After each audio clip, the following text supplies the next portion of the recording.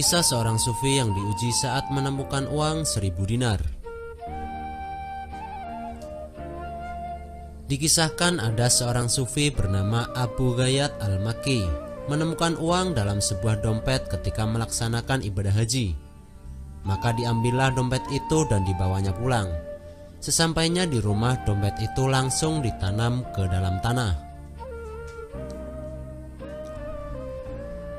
Abu Ghayyat terus merenung sepanjang malam.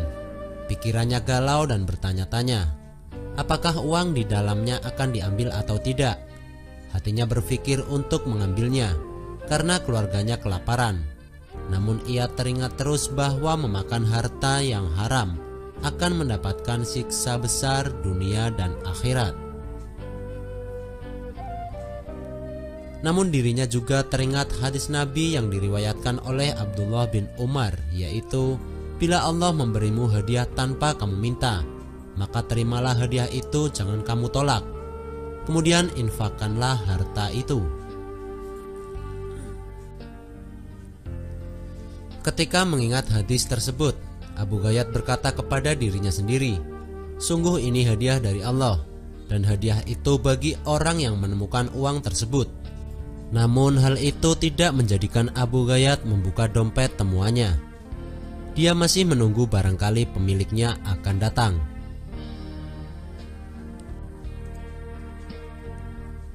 Hari pun berlalu. Ketika keluar dari rumahnya, Abu Ghayyat mendengar seorang laki-laki asal Khurasan sedang mengumumkan bahwa dompetnya hilang. Wahai jamaah haji, barang siapa yang menemukan dompet berisi 1000 dinar, maka kembalikanlah dengan jaminan dari Allah, katanya. Mendengar hal tersebut, Abu Ghayyat mendekati lelaki tersebut dan berkata, wahai orang Khurasan, negeri kami sangat miskin dan kondisi penduduknya sangat menyedihkan. Barangkali dompet Anda di tangan orang mukmin yang ingin mengembalikan dompet ini kepadamu. Tapi maukah engkau memberi sedikit uang secara halal? Berapa yang diinginkannya? Ujar lelaki Khurasan itu. 1/10-nya, artinya 100 dinar, kata Abu Ghayyat. Lelaki itu dengan tegas menolak dan menjawab, aku tidak akan memberikannya sedikit pun. Jika ia tidak mengembalikannya kepadaku, maka akan kutuntut di hadapan Allah. Abu Ghayyat kembali ke rumahnya.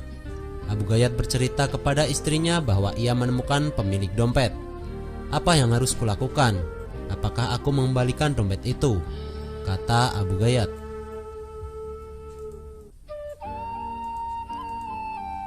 Mendengar hal itu, istrinya tampak agak marah dan berkata, kami telah menderita kemiskinan bersamamu selama 50 tahun. Anakmu 4 orang, saudara perempuan 2 orang, aku, ibumu dan kamu sendiri. Keluarga kita berjumlah 9 orang.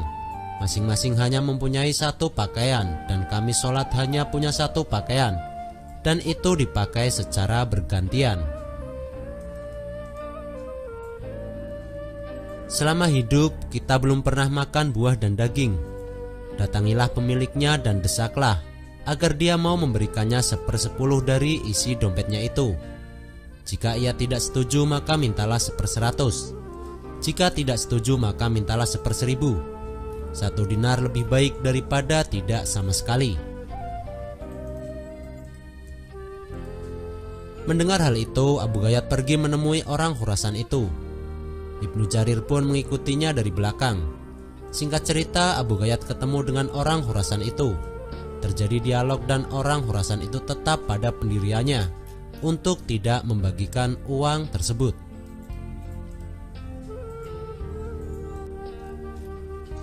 Maka kemudian diajaklah orang Khurasan itu ke rumah Abu Ghayyat dan dompetnya kemudian dikembalikan. Benarkah ini dompetmu? Tanya Abu Ghayyat. Benar, jawab orang Khurasan. Kemudian pria Khurasan itu membuka dompetnya dan menghitung jumlah uangnya. Jumlahnya masih tetap utuh, yaitu 1000 dinar. Uang ini tidak berkurang sedikit pun, katanya sambil meminta izin pulang.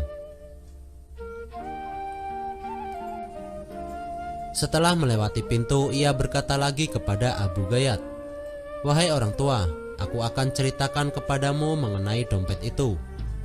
Ayahku telah mewariskan kepadaku uang 3.000 dinar. Sebelum meninggal, beliau pesan kepadaku membagikan sepertiganya kepada orang yang berhak menerimanya, dengan menjual ternak dan menginfakkan uangnya untuk pergi haji. Maka aku melaksanakan pesan itu. Aku melaksanakannya dan meletakkan sepertiganya di dompet ini. Semenjak aku pergi dari Khurasan sampai di sini, aku tidak menemukan seorang pun yang lebih berhak daripada Anda. Maka ambillah dompet ini. Semoga Allah memberkahimu, kata lelaki itu. Mendengar hal itu, Abu Ghayyat pun bersyukur kepada Allah Subhanahu wa Ta'ala. Kesabaran dan kejujurannya saat menemukan uang tersebut ternyata mendapatkan jalan lain dari Allah Subhanahu wa Ta'ala atas kejujurannya. Laki-laki itu tidak hanya memberi 1/100 sebagaimana yang dimintanya tadi, melainkan semuanya. Allah selalu bersama orang yang jujur.